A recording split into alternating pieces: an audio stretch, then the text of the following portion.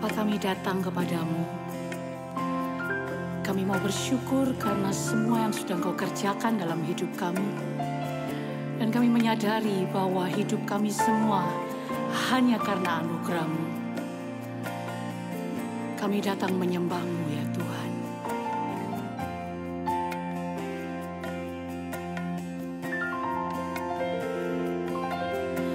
Kemanakah aku dapat pergi, menjauhi roh-Mu yang suci, Kau sahabat,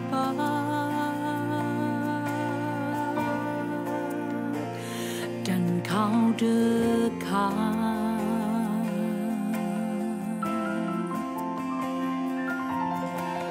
Bahkan seluruh pengabdianku tak bisa membalas kesetiaan-Mu, sungguh mulia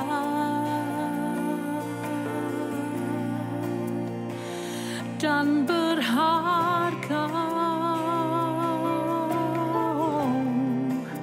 Sungguh besar pengorbanan-Mu bagiku, terlalu dalam untuk dimengerti. Sungguh besar, sungguh indah yang Kau pikirkan tentangku, tak terselami bagiku. Sungguh indah.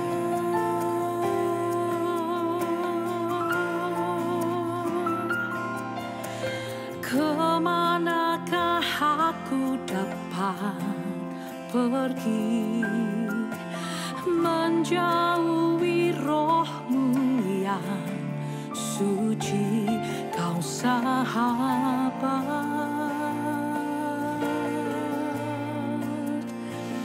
dan Kau dekat.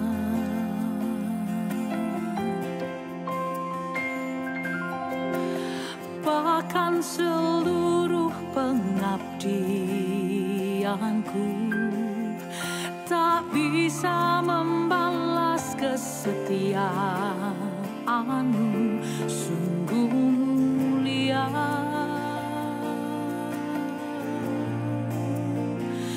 dan berharga. Sungguh besar pengorbanan-Mu bagiku, terlalu dalam untuk dimengerti. Sungguh besar,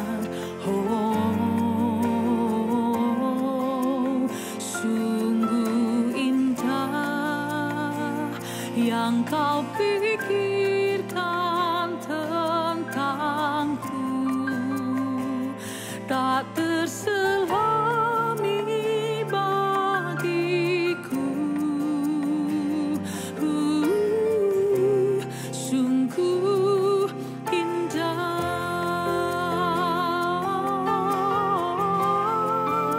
sungguh besar pengorbanan-Mu bagiku, terlalu dalam untuk dimengerti. Sungguh besar, sungguh indah yang Kau pikirkan tentangku, tak terselami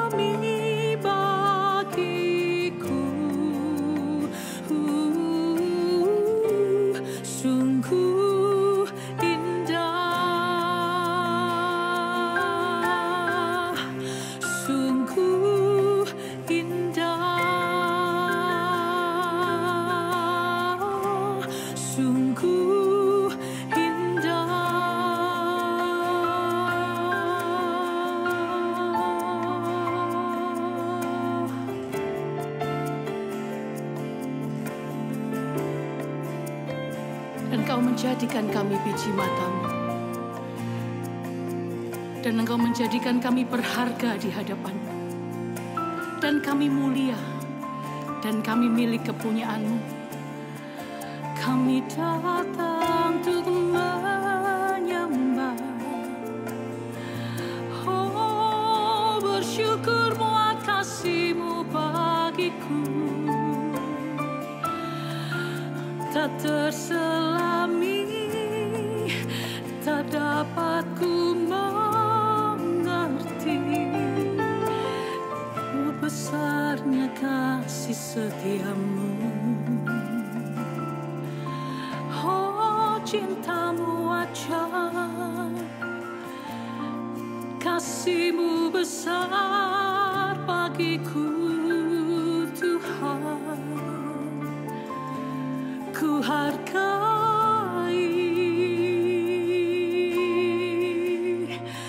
oh takkan pernah ku lupakan.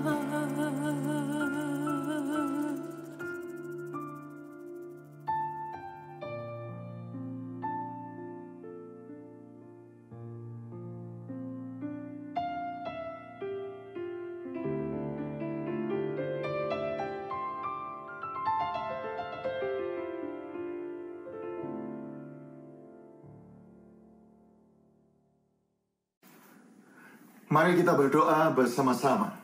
Bapa kami yang di surga, kami mengucap syukur untuk kebaikan Tuhan, untuk kasih setia Tuhan atas kami semua. Sekalipun saat ini kami ada dalam keadaan yang sukar, namun kami mengucap syukur sebab Tuhan itu baik.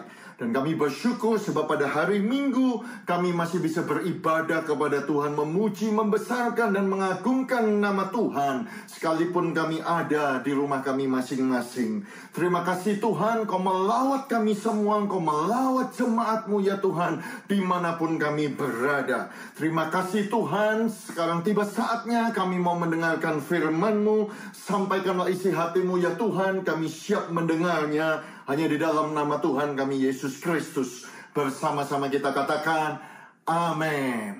Shalom, selamat pagi Bapak Ibu dan Saudara sekalian yang saya kasihi. Jemaat GSKI, Betani Nginden, Betani Manyar, Betani Citraland, Betani Sukomanunggal, Betani Veteran, Yobel, dan di seluruh kota Surabaya dan cabang-cabang dan sekitarnya yang saya kasihi. Hari ini adalah hari Minggu tanggal 19 April. Sekalipun kita tidak bisa tatap muka di gedung gereja, tetapi saya mengucap syukur kita bisa bertemu di udara. Kita bisa bertemu secara online. Saya ada dari Australia menyampaikan salam kepada saudara semuanya. Saya percaya Tuhan bisa melawat saudara di kota Surabaya, di rumah saudara masing-masing. Sebab di mana 2-3 orang berkumpul, Tuhan hadir. Dan mungkin ada di antara saudara berkata, tapi Pak, saya cuma sendirian. Bukankah tidak tahukah saudara bahwa tubuhmu adalah milik Roh Kudus, bait Allah di mana Roh Kudus tinggal di dalam diri saudara. Tuhan Yesus, Rohnya yang kudus menyertai saudara. Saya bersyukur kepada Tuhan atas kesempatan ini. Dan saya juga mau berterima kasih banyak kepada Bapak Gembala, Pendeta Aswin Tanusaputra, yang memberikan kesempatan bagi saya untuk melayani saudara di hari Minggu tanggal 19 April ini. Tuhan Yesus memberkati. Hari ini saya mau berbicara satu topik judul khotbah yang saya beri judul Kuasa Kebangkitan Kristus. Minggu yang lalu kita memperingati tentang kematian Kristus Yesus di atas kayu salib dan kebangkitan Yesus Kristus dari kematian. Dan berita tentang kebangkitan Kristus Yesus ini adalah berita yang paling penting di dalam kekristenan kita. Sebab itu berbicara tentang satu kuasa, itu berbicara tentang penggenapan janji, itu berbicara tentang iman kita, itu tidak sia-sia. Oleh sebab itu saya berdoa supaya jemaat di Surabaya, saudara dan saya, menjadi orang-orang yang semakin kuat dan percaya iman kita bahwa Yesus yang kita sembah, Dia bukan Tuhan yang mati, tetapi Dia Tuhan yang bangkit daripada kematian. Memang ada banyak yang berusaha menahan Kristus Yesus di dalam kubur itu. Kuasa iblis, roh-roh jahat, penghulu-penghulu kegelapan, saudaraku, berusaha menahan Kristus di dalam kematian itu, tetapi tidak berhasil. Saudaraku, tentara Romawi yang memberikan penderitaan, memaksa Kristus berjalan 14 stasiun Via Dolorosa, jalan penderitaan, dan memakunya dengan di atas kayu salib pun tidak bisa menahannya. Bapak, Ibu, dan saudara sekalian, ketika Kristus mati pun kemudian dibungkus dengan kain kapan 32 kilo pun tidak bisa menahannya. Oh, tentara Romawi menaruh materai daripada kerajaan Romawi, menaruh batu 2 ton beratnya menutup kubur Kristus, itu pun tidak bisa menahannya. Sebab pada hari yang ketiga Yesus bangkit dan Dia hidup, Dia berkuasa, Dia ada di surga, Dia berkuasa sampai hari ini, saudaraku. Dia adalah Tuhan yang hidup. Oleh sebab itu saya berdoa seperti Rasul Paulus berdoa, supaya saudara dan saya bisa mengenal Kristus dan mengenal akan kuasa kebangkitannya. Sebab Roh Kudus, yaitu roh yang membangkitkan Kristus Yesus dari antara orang mati, itu tinggal di dalam diri saya, tinggal di dalam diri saudara. Oleh sebab itu pada hari ini kita mau belajar makna, kita mau belajar dampak, kita mau belajar apa arti kuasa kebangkitan Kristus Yesus itu. Yang pertama yang saya mau tekankan kepada saudara jemaat yang ada di Surabaya adalah jangan lepaskan kepercayaanmu. Ibrani pasal yang ke-10 ayat 35 berkata, sebab itu janganlah kamu melepaskan kepercayaanmu, karena besar upah yang menanti saudara dan menanti saya. Taruh tangan saudara di dada sambil berkata, saya tidak melepaskan kepercayaan saya. Katakan lebih kuat lagi dengan suara yang lebih keras, dengan iman. Katakan, saya tidak melepaskan iman saya kepada Tuhan Yesus, sebab besar upah yang menanti saya. Bapak, Ibu, dan saudara sekalian, kita hidup di zaman yang global pandemic, mereka sebut. Saya menyebutnya sebagai panikdemik. Begitu banyak orang ketakutan, mereka khawatir, mereka bingung, mereka menangis, mereka stres, mereka tidak lagi menatap hari depan dengan optimis, mereka dicengkram dengan ketakutan. Bayangkan, di tempat saya tinggal di Australia, saudara lihat ini apa? Ini adalah toilet paper atau toilet tissue. Sampai hari ini, kalau beli ini, itu susah. Karena apa? Habis, diborong sama banyak orang. Saya sampai bingung, kenapa ya mereka kok beli ini? Apa gunanya ini? Apakah bisa melindungi kita dari virus corona atau COVID-19? Kan nggak bisa. Sebetulnya nggak ada hubungannya. Bayangkan saudara, mereka sampai berantem, rebutan beli ini di supermarket, pukul-pukulan, sampai masuk pengadilan. Kenapa mereka bisa begitu? Karena mereka dicengkram dengan ketakutan, mereka dicengkram dengan panik itu, mereka dicengkram dengan kekhawatiran, takut karena krisis ekonomi. Mereka mulai mengadakan panic buying, mereka mengadakan panic shopping. Ya, ada jemaat berkata, Pak, saya mau ikut-ikutan panic buying, Pak, panic shopping. Tetapi begitu saya lihat bank account saya sudah panik duluan. Kita melihat banyak orang kehilangan pekerjaan, kita melihat banyak orang mulai khawatir. Ada yang berkata, Pak, bagaimana saya bisa membayar tagihan, bagaimana saya akan hidup, dan lain sebagainya. Bapak, Ibu, dan saudara sekalian, ada kuasa kebangkitan. Yesus hidup. Oleh sebab itu, jangan lepaskan kepercayaan dan imanmu kepada Yesus. Karena begitu saudara melepaskan iman saudara kepada Yesus, saudara dengan mudah bisa dicengkram dengan ketakutan, dengan kekhawatiran. Jadi kekhawatiran dan ketakutan ini tidak sejalan dengan iman, tidak bisa berjalan satu garis. Sebab Tuhan atau Allah memberikan kepada kita bukan roh ketakutan. Semua berkata bukan. Kalau saudara duduk ibadah bersama dengan anggota keluarga, saudara noleh kepada suami, noleh kepada istri, saudara katakan bukan. bukan roh ketakutan. Berarti kalau ketakutan itu ada dan itu bukan datang dari Tuhan, datang dari siapa? Tentu datang dari roh jahat, penghulu kegelapan, iblis atau setan atau pihak dunia kegelapan ini yang berusaha mencengkeram kita dengan kepanikan itu. Tetapi Tuhan memberikan kepada saudara dan saya Roh Kudus yang membangkitkan kekuatan, membangkitkan kasih atau membangkitkan ketertiban, yaitu sound mind, yaitu pikiran yang damai sejahtera, memberikan kita sukacita, memberikan kita satu ketenangan. Jadi apa yang terjadi? Orang-orang yang panik, mereka sudah tidak punya sound mind, mereka sudah tidak punya ketertiban karena mereka melepaskan kepercayaan mereka. Memang berbicara tentang kuasa kebangkitan itu adalah sesuatu topik yang sulit untuk dipercayai. Kenapa saya berkata demikian? Kalau saudara melihat Paskah yang pertama, menjelang kebangkitan yang pertama, saudara lihat murid-murid Tuhan Yesus deh. Mereka ikut Tuhan Yesus 3,5 tahun. Mereka melihat mujizat demi mujizat. Saudara, mereka melihat Tuhan melipat gandakan 5 roti dengan 2 ekor ikan. 5.000 laki-laki makan dengan kenyang, tidak termasuk perempuan dan anak-anak. Orang kusta sembuh, orang lumpuh berjalan, orang buta melihat, orang bisu berbicara, terjadi manifestasi mujizat. Bahkan mereka melihat Lazarus mati selama 4 hari dan mengalami kuasa kebangkitan. Dan Tuhan mengajarkan kepada mereka bahwa aku adalah kebangkitan, I am the resurrection and I am the life. Tetapi mereka sulit untuk mengerti itu, padahal Tuhan sudah ngomong itu berulang-ulang bahwa anak manusia akan menderita dan akan diserahkan dan akan mati, dan pada hari yang ketiga dia bangkit. Bongkar bait Allah ini, maka pada hari yang ketiga dia akan membangunnya kembali. Dia berbicara tentang dirinya.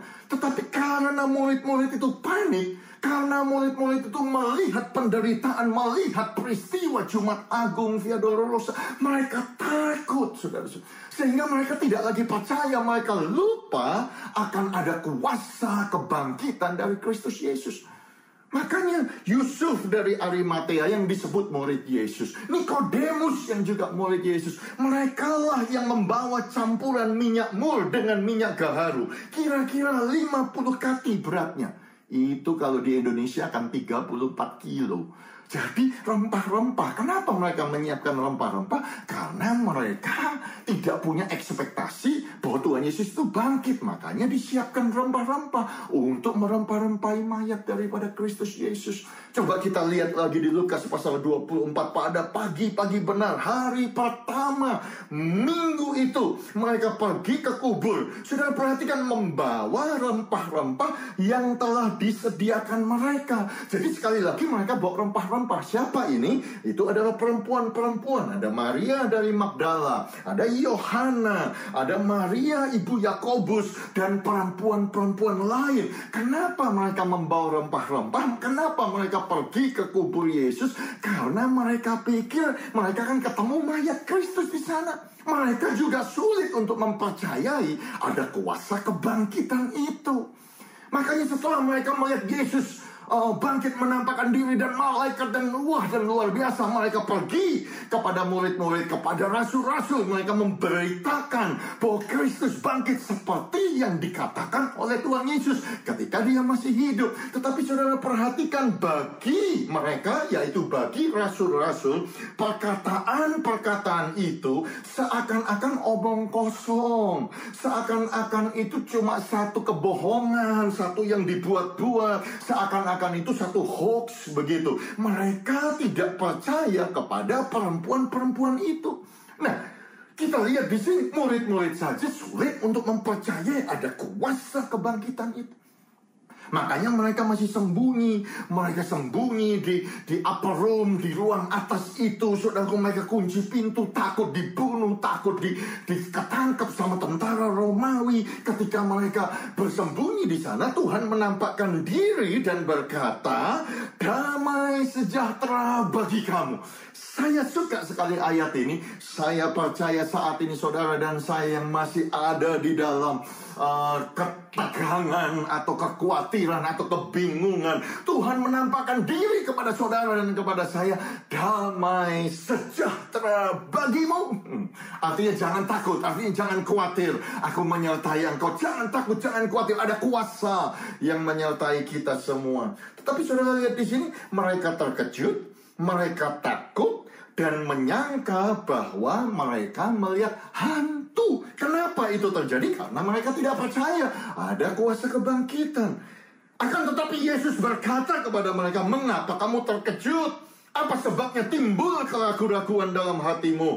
Lihatlah tanganku, lihatlah kakiku, aku sendirilah ini. Rabalah aku, lihatlah, karena hantu tidak ada daging dan tulangnya, seperti yang kamu lihat ada padaku. Sambil berkata demikian, ia memperlihatkan tangannya dan kakinya kepada mereka. Dan ketika mereka belum percaya karena girangnya dan masih heran. Sudah perhatikan, karena mereka masih belum percaya. Dan hari ini saya berdoa supaya saudara dan saya di tengah-tengah wabah lembah kekelaman virus corona ini, kita termasuk golongan orang-orang yang percaya Yesus bangkit, Yesus hidup, ada kuasa kebangkitannya yang tinggal menyertai kita. Makanya Tuhan Yesus marah kepada murid-muridnya, bahkan ketika dia menampakkan diri dan sebelum dia terangkat ke surga. Markus mencatatnya demikian, Yesus itu mencela ketidakpercayaan rasul-rasul. Yesus mencela kedegilan hati mereka karena mereka tidak percaya kepada orang-orang yang telah melihat dia sesudah kebangkitannya. Jadi Bapak, Ibu, dan saudara sekalian, kalau kita berbicara dengan sesuatu kuasa kebangkitan, sesuatu yang extraordinary, sesuatu yang supernatural, sesuatu tanda ajaib mujizat, ya, saya tahu kita secara manusia sulit untuk mempercayainya. Tetapi hari ini, biarlah kita percaya bahwa dia bangkit, dia sudah menaklukkan maut, dan dia memberikan kuasanya kepada saudara dan saya. Sebab Tuhan yang hidup itu menyertai saudara dan menyertai saya. Dan berita tentang kebangkitan ini, berita tentang kuasa ini, oleh dunia ini, oleh kuasa kegelapan, kalau saya boleh sebut itu. Kalau di dalam Alkitab disebut dusta mahkamah agama, atau orang-orang yang tidak mau berita ini tersebar. Karena ketika peristiwa kebangkitan itu terjadi, goncang saudaraku. Oh, penjaga-penjaga tentara Romawi itu melihat satu kedahsyatan yang luar biasa. Kaget, terkejut, takut, mereka lari, saudara. Mereka pergi ke imam-imam kepala di Yerusalem. Saudara perhatikan di ayat yang ke-12 dari Matius 28. Dan sesudah berunding dengan tua-tua, mereka mengambil keputusan lalu memberikan. Saudara perhatikan apa yang diberikan? Sejumlah besar uang. Mereka memberikan uang yang banyak. Ada dolar, ada emas, ada perak, begitu. Uang yang besar. Kepada siapa? Kepada serdadu-serdadu itu. Tujuannya apa? Kasih uang yang begitu banyak. Ngapain mereka harus keluar uang? Tujuannya cuma satu. Untuk menceritakan suatu kebohongan, untuk menyebarkan suatu kebohongan. Jadi mereka ngomong begini, kamu harus mengatakan bahwa murid-muridnya datang malam-malam dan mencurinya ketika kamu sedang tidur. Dan apabila hal ini kedengaran oleh wali negeri, maka kami akan berbicara dengan dia sehingga kamu tidak beroleh kesulitan apa-apa. Mereka menerima uang itu dan berbuat seperti yang dipesankan kepada mereka. Dan cerita ini tersiar di antara orang Yahudi sampai sekarang ini. Kenapa saya cerita ini kepada saudara? Karena dunia ini akan mengeluarkan uang yang begitu besar dengan bayar media, sosial media, iklan, TV, dan lain sebagainya, dengan tujuan menyebarkan kebohongan, dengan tujuan menyiarkan satu kebohongan atau menyiarkan sesuatu kepalsuan bahwa tidak ada ada kuasa kebangkitan, bahwa Yesus itu sudah mati, bahwa Yesus tidak bisa berbuat apa-apa, bahwa Yesus itu tidak menjawab doa. Apakah engkau melihat Tuhan? Apakah Tuhan itu ada? Apakah mereka akan pakai segala macam cara supaya saudara mempercayakan hal itu? Dan saya mau sampaikan kepada saudara, itu adalah suatu kebohongan. Sebab kebenarannya adalah Yesus yang kita sembah, Dia hidup, Dia bangkit, dan Dia berkuasa. Dan jangan lepaskan kepercayaan itu, jangan lepaskan iman itu, sebab besar upah yang menanti saudara. Pak, kepercayaan apa yang kita harus pegang? Poin saya yang kedua sederhana, jangan takut, percaya saja. Saya ambil satu cerita di dalam Markus pasal 5, di mana Yesus membangkitkan anak Yairus. Ketika Yesus masih berbicara, datanglah orang dari keluarga kepala rumah ibadat itu dan berkata, anakmu sudah mati. Apa perlunya lagi engkau menyusah-nyusahkan guru? Anakmu sudah mati, sudah terlambat, sudah expired. Ngapain panggil Yesus? Ngapain berdoa? Ngapain ibadah? Ngapain engkau harus ikut online live streaming di jemaat Betani, di rumah masing-masing? Ngapain engkau memberi? Ngapain engkau melayani? Sudah expired, sudah mati, sudah mati. Saudaraku, di dunia ini akan banyak suara-suara seperti itu. Dan suara-suara yang negatif seperti itu didukung dengan sejumlah besar uang supaya membuat saudara dan saya panik dan takut. Tetapi saya suka apa yang dilakukan Tuhan di ayat yang ke-36. Tetapi Yesus tidak menghiraukan perkataan mereka. Saya berdoa supaya saudara dan saya pun belajar mengikuti teladan Yesus, tidak menghiraukan perkataan negatif. Kalau kita ini, saudara, setiap hari kita mendengar duduk di depan TV. Saya sudah berhenti, saya suka nonton berita, saya suka baca berita. Tetapi saya tahu, semakin saya lihat berita, yang naik tambah banyak, yang mati tambah banyak. Grafiknya naik, harga saham hancur, ekonomi hancur, Australian dollar hancur, dan lain sebagainya. Saya juga bisa terpengaruh, Bapak, Ibu, dan saudara sekalian. Saya belajar mengikuti apa yang Tuhan Yesus lakukan. Saya mulai tidak menghiraukan sesuatu yang negatif. Dan Tuhan Yesus berkata demikian, jangan takut, percaya saja. Ayo taruh tangan saudara dan saya semua di dada, katakan jangan takut, percaya saja. Ucapkan dengan lebih kuat lagi, katakan saya tidak takut, saya percaya. Katakan dengan lebih kuat lagi, saya tidak takut, saya percaya. Di ayat yang ke-37 dikatakan Yesus tidak memperbolehkan seorang pun ikut serta kecuali Petrus, Yakobus, Yohanes, saudara Yakobus. Jadi Tuhan Yesus tidak memperbolehkan seorang pun ikut. Ya, mereka tiba di rumah kepala ibadat dan di sana dilihatnya orang-orang ribut, orang-orang menangis, orang-orang meratap dengan suara yang nyaring. Sesudah ia masuk, ia berkata kepada orang-orang itu, mengapa kamu ribut dan menangis? Anak ini tidak mati, tetapi tidur. Betani Surabaya, ekonomimu belum mati, cuma tidur. Betani Surabaya, keluargamu itu bisa dipulihkan, masih ada harapan. Sudah lihat di situ ayat yang ke-40. Mereka menertawakan Yesus. Hahaha.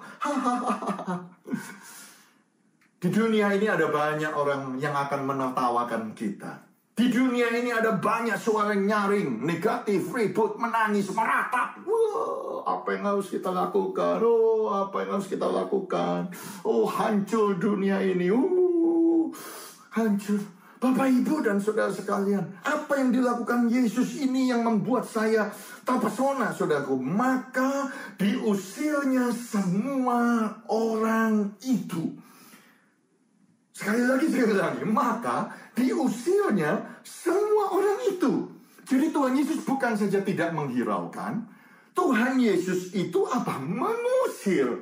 Lalu dibawanya ayah dan ibu anak itu, dan mereka yang bersama-sama dengan dia masuk ke kamar anak itu. Lalu dipegangnya tangan anak itu, katanya Talita kum, yang berarti, hai anak, aku berkata kepadamu, bangunlah. Dan anak itu bangun.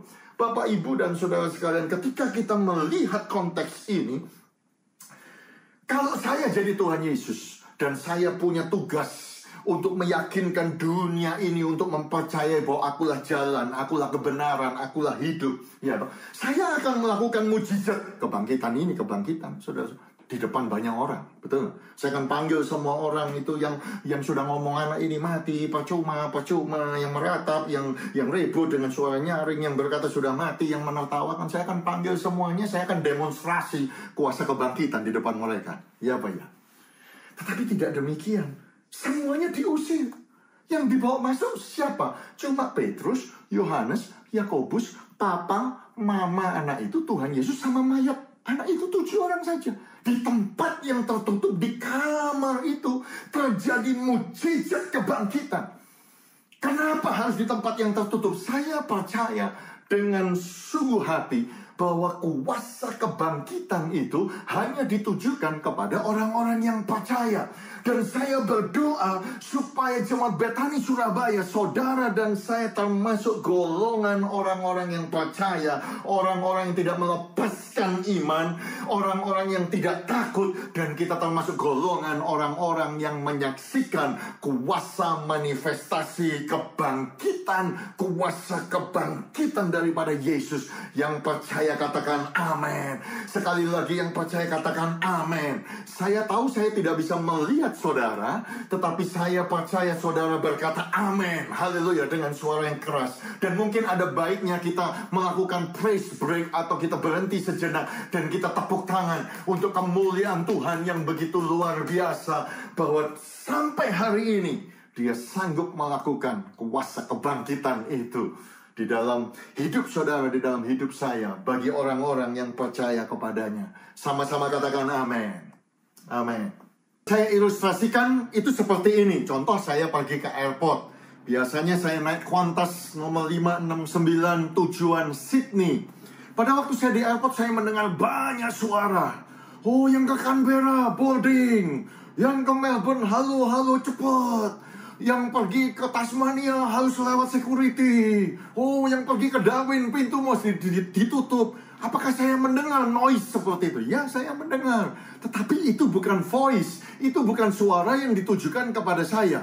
Apakah saya mendengar? Ya, saya mendengar. Tetapi tidak membuat saya khawatir. Tidak membuat saya takut. Kenapa? Karena suara itu tidak menentukan destinasi saya, karena suara itu bukan tujuan saya, karena suara itu bukan untuk saya yang mau pergi ke Sydney. Sama seperti saudara dan saya, kita mendengar banyak suara di dunia ini, tetapi itu tidak menentukan kita punya destinasi.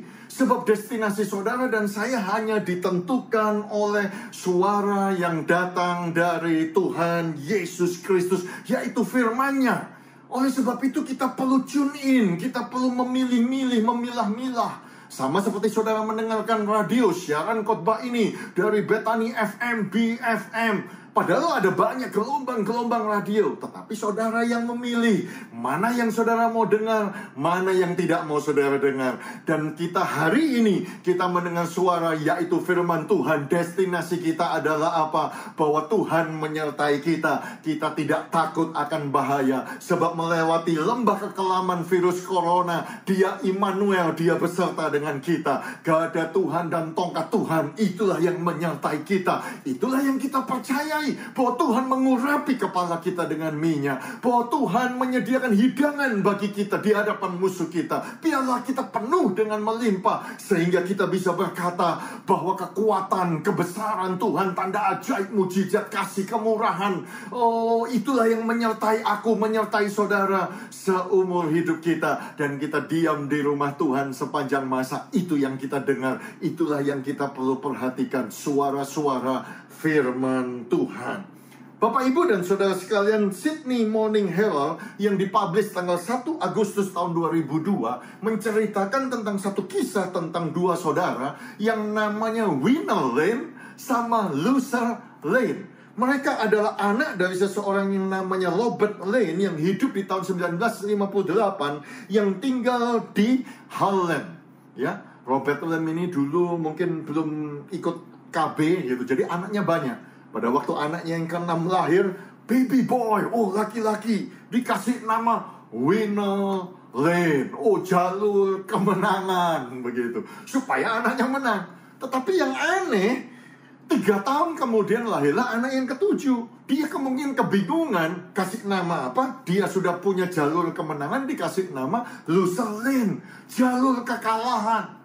Bapak Ibu bisa bayangkan anak itu tumbuh dipanggil Luther, Luther, kalah, kamu Luther. Akhirnya dia dipanggil namanya Lou begitu. Tetapi apakah hidupnya itu seperti namanya yang kalah? Ternyata tidak. Karena masa depannya ternyata dia sukses. Dia dapat beasiswa, dia lulus dari Lafayette College di Pennsylvania, akhirnya menjadi detektif, join New York Police Department. Dia sukses, masa depannya baik. Bagaimana dengan kokonya yang 3 tahun lebih tua, pada saat usia 40 sekian, namanya jalur kemenangan, tetapi ternyata sudah masuk penjara 2 tahun, sudah ditahan selama 31 kali.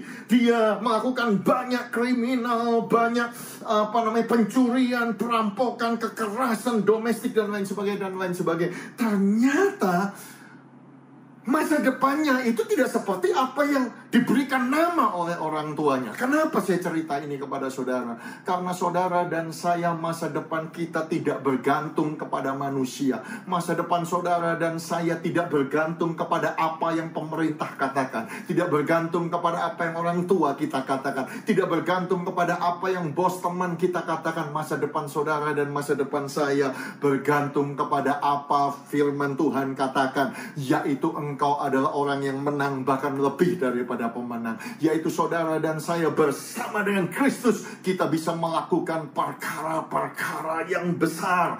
Yang percaya katakan amin. Jadi poin saya yang ketiga sederhana, bahwa masa depanmu sungguh baik.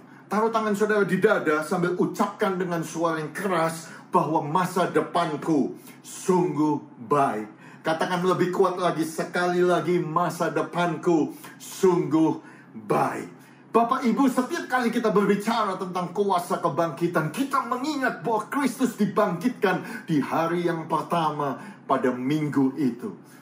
Banyak orang bertanya, Pak, kenapa kita tidak ibadah hari Sabtu? Karena bukankah hari Sabtu hari Sabat, di mana Tuhan bekerja 6 hari, hari yang ke-7 Tuhan istirahat. Sabat, ibadah hari Sabat.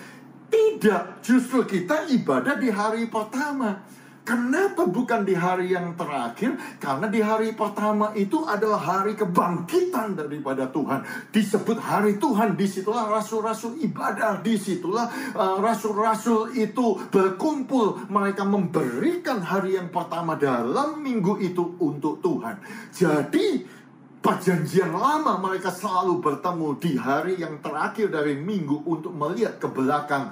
Tetapi saudara dan saya, kita selalu kumpul di hari yang pertama karena kita selalu optimis bersama dengan Yesus. Hari depan kita itu menjadi baik, karena memang salib itu menghapus yang lampau, tetapi kebangkitan itu membuat saudara dan saya hidup di dalam kehidupan yang penuh kuasa, kehidupan yang baru. Makanya ada lagu yang sering kali kita nyanyikan setiap kali kita mengingat kuasa kebangkitan. Sebab dia hidup, ada hari esok. Sebab dia hidup, ku tak gentar, karena ku tahu dia pegang hari esok. Hidup jadi berarti sebab dia hidup. Karena dia hidup, ada hari besok. Itu sebabnya Rasul Yohanes ketika dia ada di Pulau Patmos, Tuhan Yesus menampakkan diri dan berkata, jangan takut. Aku adalah yang awal, aku adalah yang akhir. Aku adalah yang hidup. Aku telah mati, namun lihatlah aku hidup sampai selama-lamanya, dan aku memegang segala kunci maut dan kerajaan maut.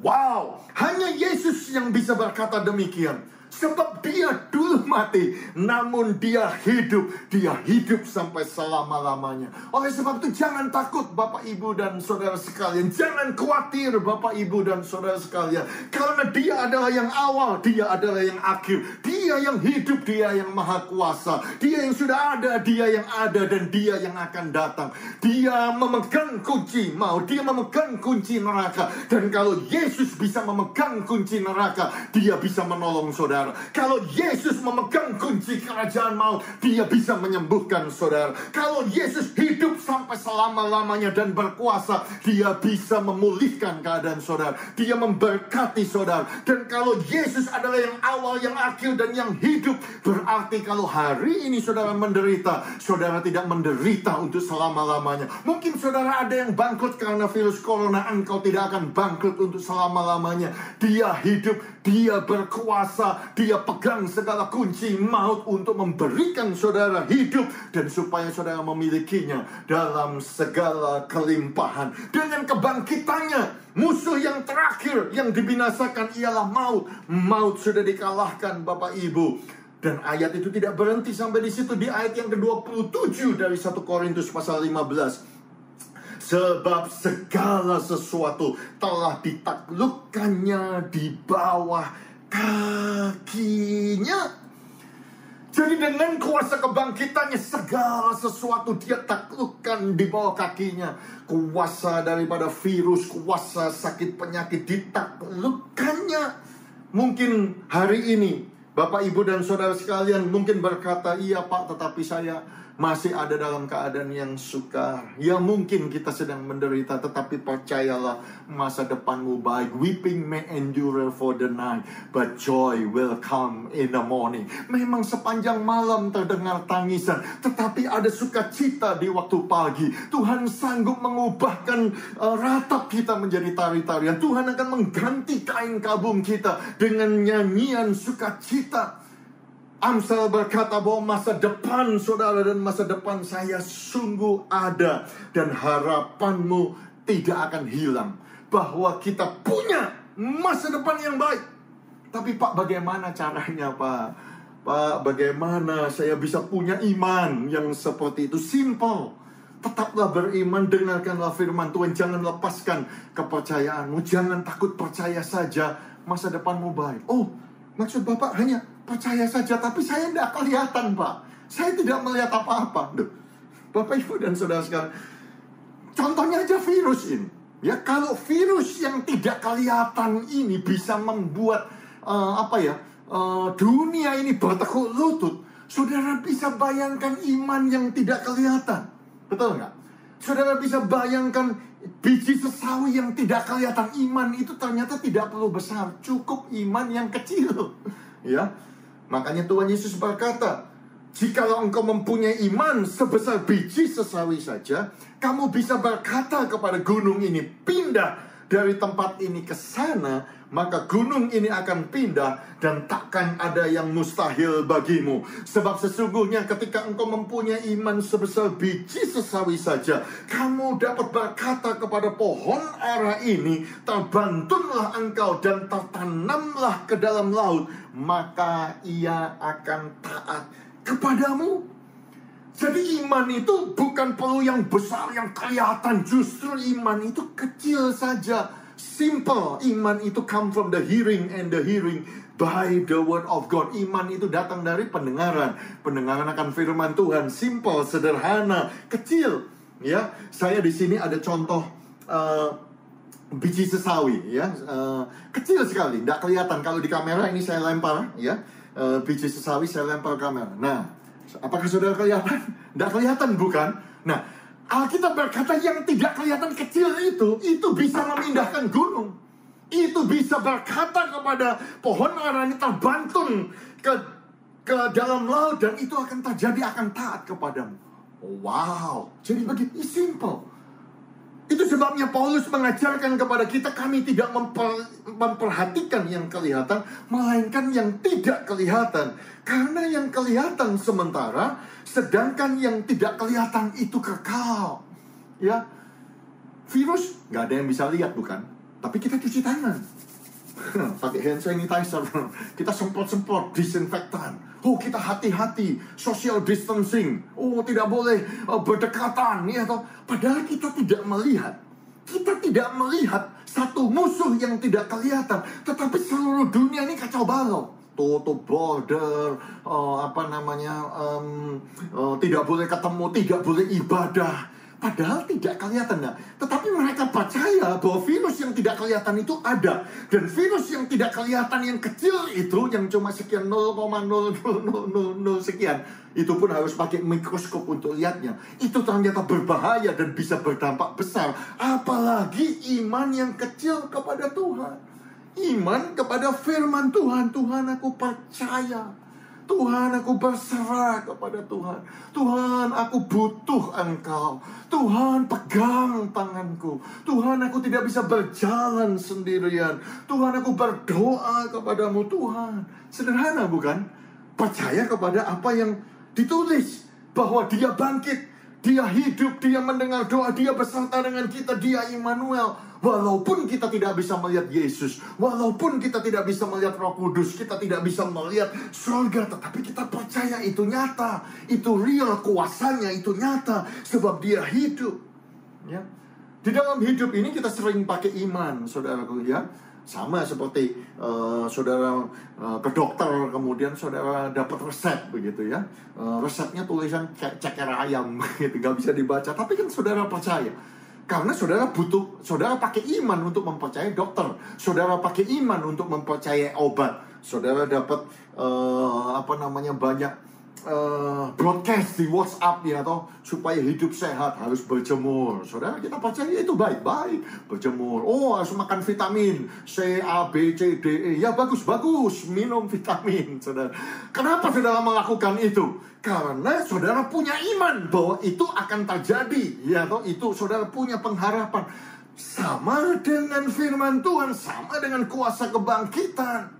Bapak, Ibu, dan saudara sekalian, justru yang disebut yang manjur itu bukan obat. Yang manjur bukan dokter. Yang manjur itu hati yang gembira. Yang manjur itu adalah bilul Yesus yang menyembuhkan saudara dan menyembuhkan saya.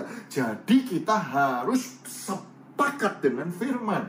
Kita harus seia sekata dengan firman Tuhan. Ini adalah spiritual principle. Ini adalah prinsip spiritual. Jadi jangan engkau sepakat dengan kekhawatiran, jangan engkau sepakat dengan ketakutan, ya. Terutama jangan sepakat dengan iblis. Alkitab mengajarkan demikian. Jadi aku berkata kepadamu, jika 2 orang daripadamu di dunia ini sepakat minta apapun juga, permintaan mereka akan dikabulkan oleh Bapakku yang di sorga. Artinya apa? Saudara dan saya perlu, ya. Kalau kita sendirian mungkin, oh tapi Pak saya tidak punya teman. Ya, kita perlu sepakat dengan teman kita perlu sepakat. Kalau kita sendiri, yang paling penting adalah sepakat dengan firman Tuhan. Jangan sepakat dengan perkara negatif, atau jangan sepakat dengan kuasa, dengan peristiwa yang negatif ini. Contoh, saudara batuk-batuk, jangan-jangan saya kena corona. Jangan-jangan saya sudah kena virus. Saya kemana ya? Saya ketemu. Kita jadi curiga. Oh, bingung, telepon, tanya teman, tanya sini. Oh, ngecek suhu tubuh. Wah, tambah dosis vitamin dan lain sebagainya. Gara-gara batuk-batuk. Padahal, saudara-saudaraku, saudara tadi malam makan sambal kebanyakan, makan gorengan kebanyakan, bukan karena virus. Tetapi kalau saudara panik dan saudara sepakat dengan itu, lama-lama bisa terjadi, saudara-saudaraku. Bukankah Ayub berkata, yang kutakutkan, yang kucemaskan, itulah yang menimpa dan itulah yang terjadi. Oleh sebab itu, sepakatlah dengan firman Tuhan. Sepakatlah dengan apa yang ditulis oleh firman Tuhan ini. Saya jadi teringat satu kisah di dalam Hakim-Hakim pasal 7. Ya, kita semua tahu kisah itu, bagaimana Gideon, seorang yang pemalu, seorang yang penakut, seorang yang sembunyi, dipanggil Tuhan. Ya, Tuhan berkata, Tuhan menyertai engkau pahlawan yang gagah berani. Dan kemudian Gideon cuma punya 300 hanya dengan kelompok yang kecil. Lawannya itu tidak terhitung banyaknya. Oh, bergelimpangan di lembah itu. Unta mereka tidak terhitung. Ya, atau tentara mereka ada 120.000 orang. Ya, mereka ada 4 raja yang berkumpul di sana.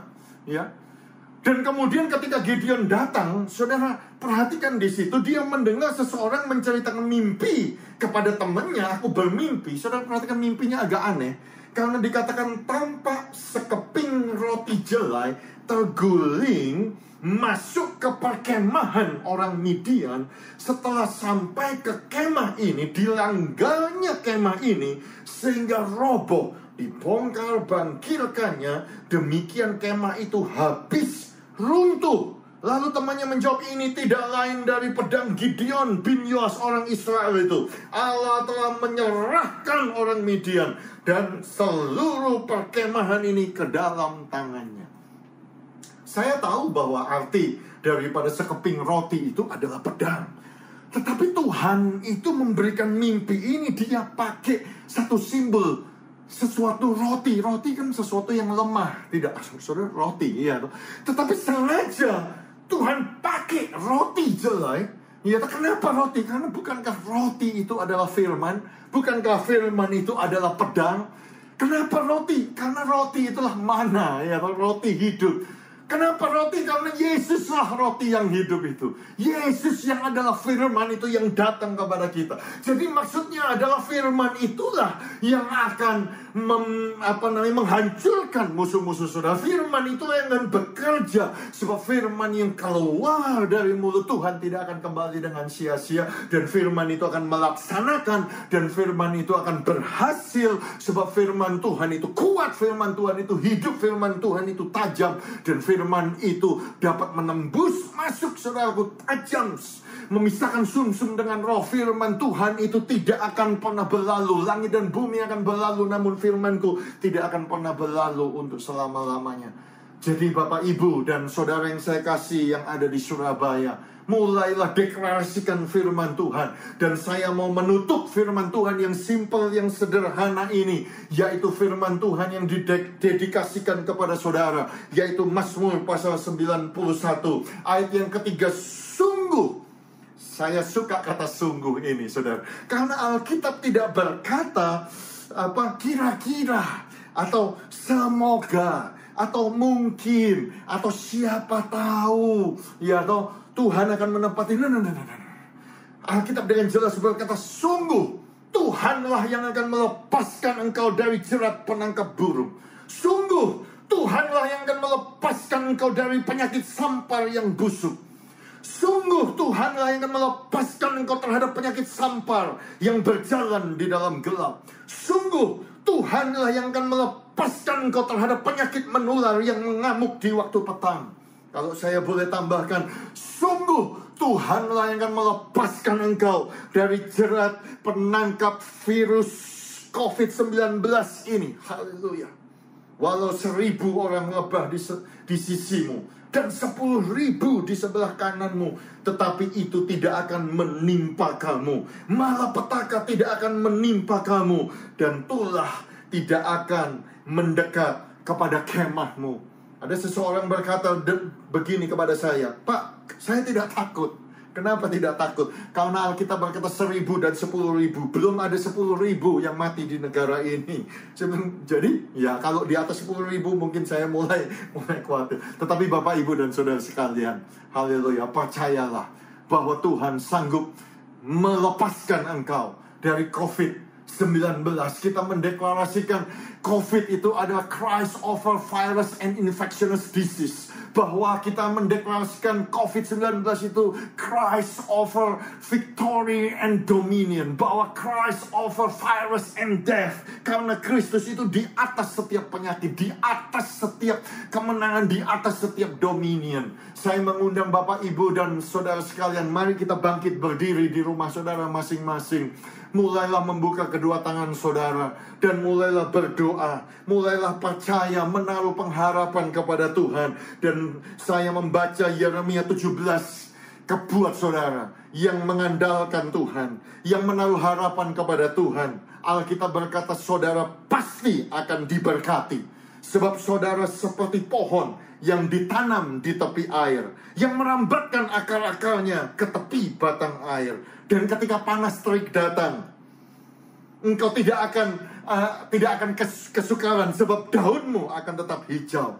Ketika Tahun kering datang, engkau tidak khawatir, dan engkau tidak berhenti menghasilkan buah.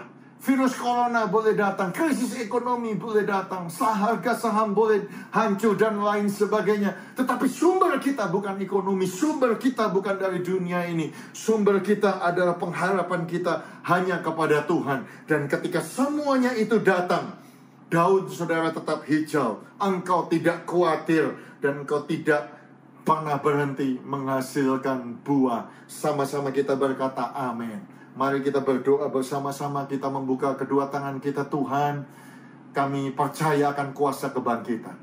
Tuhan, kami tidak akan melepaskan iman kami. Di dalam kesukaran ini kami akan tetap percaya, sebab kami tahu besar upah yang menanti kami. Kami tidak takut, kami percaya saja, sebab masa depan kami sungguh indah. Karena Engkau hidup, Engkau bangkit, Engkau berkuasa, bahwa Yesus tidak pernah berubah dahulu, sekarang, sampai selama-lamanya. Bagi Tuhan segala kemuliaan, bagi Tuhan segala pujian dan kehormatan. Dalam nama Tuhan Yesus, hamba-Mu selesai berbicara, tetapi firman Tuhan ini akan terus berbicara kepada jemaat-Mu yang ada di kota Surabaya.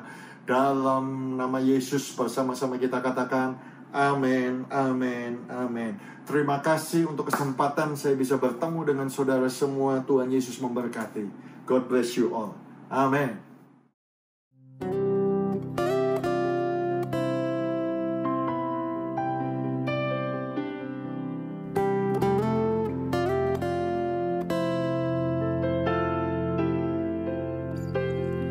Tuhan, ku percaya rencana-Mu indah, walau saat ini tak ku mengerti.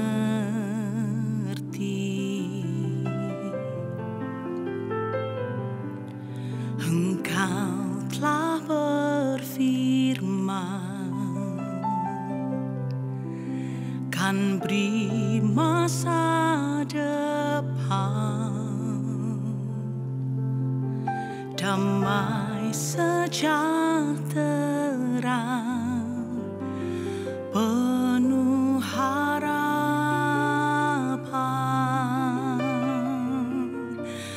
Ku tahu rencana-Mu indah bagiku.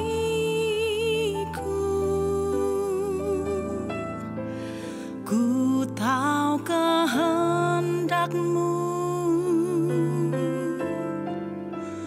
baik bagiku.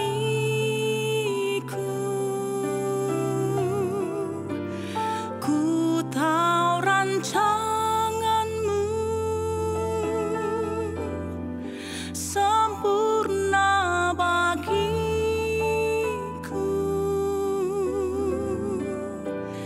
Ku tahu jalan-jalan-Mu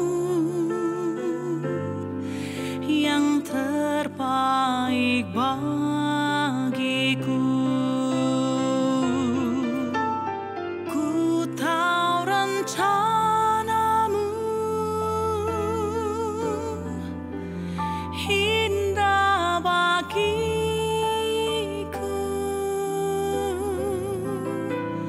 Ku tahu kehendak-Mu baik bagiku.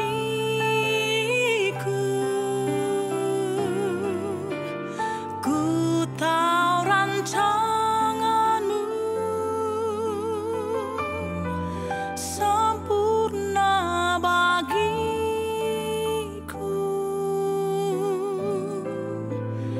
Ku tahu jalan-jalan-Mu yang terbaik bagiku. Ku tahu jalan-jalan-Mu yang terbaik bagiku. tahu jalan-jalanmu yang terbaik bagiku.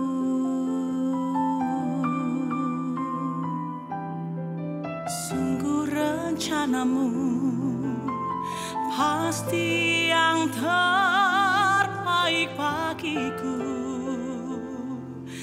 Tiada satu pun yang gagal di hidupku. Ada damai sejahtera